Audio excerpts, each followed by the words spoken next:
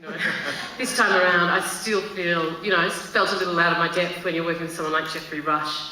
You know, you just say, look, Jeffrey, you decide what you want to do, and I'll just agree, you know, because he sort of knows. So, you know, I think it's great. It's always challenging. There's always different stuff to learn, but I felt a little bit more comfortable this time around. And Deb Melman, who's in this film, was in your first feature. Yes, so Deb Melman plays the Roxanne, the saucy seductress, yes.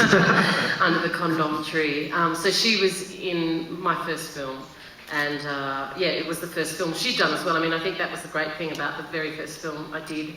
The actresses had never done a film before.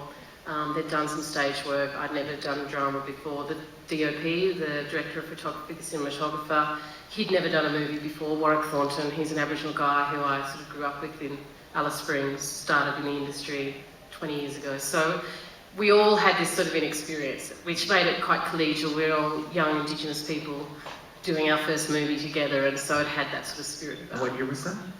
95. 95. I think, yeah. I had a really great question and I just lost it.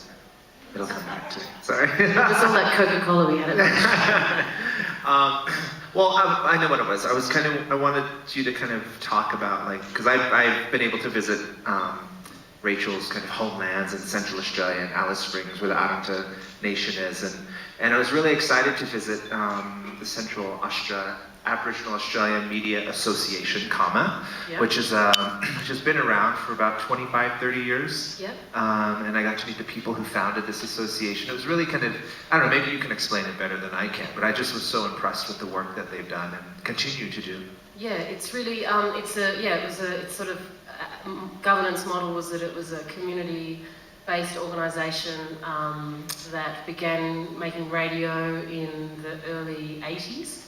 And, you know, Indigenous people hadn't really worked in radio or media prior to that. I mean, we only got the vote in Australia in 1967, so, you know, that sort of gives you a bit of context in terms of the position we had in Australia. And so in the 80s they started radio, and then the satellite technology was introduced, and they were going to beam television into places that people didn't speak English. You know, they spoke 6 Aboriginal languages before they spoke English, and so there was a movement by Indigenous communities to say, well, if we want control over this new information, you know, this new cultural sort of force that's going to enter into our homes through television, we want to be able to intervene in that and make our own programs and put our own languages in there so that we can maintain our culture with the onslaught of this new sort of Western media. And so I was very lucky at that time. They had some money for traineeships for people to make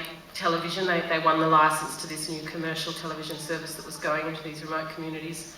And so I became a trainee in their new television unit, and the day I started I was recording sound without a microphone, I realised, about half an hour into it.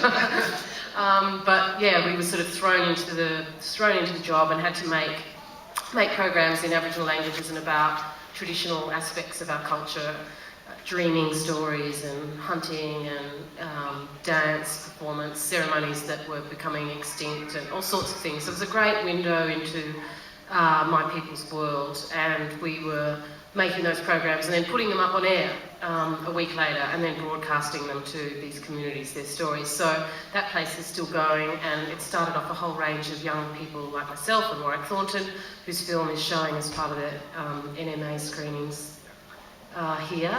Samson and Delilah, a really brilliant film.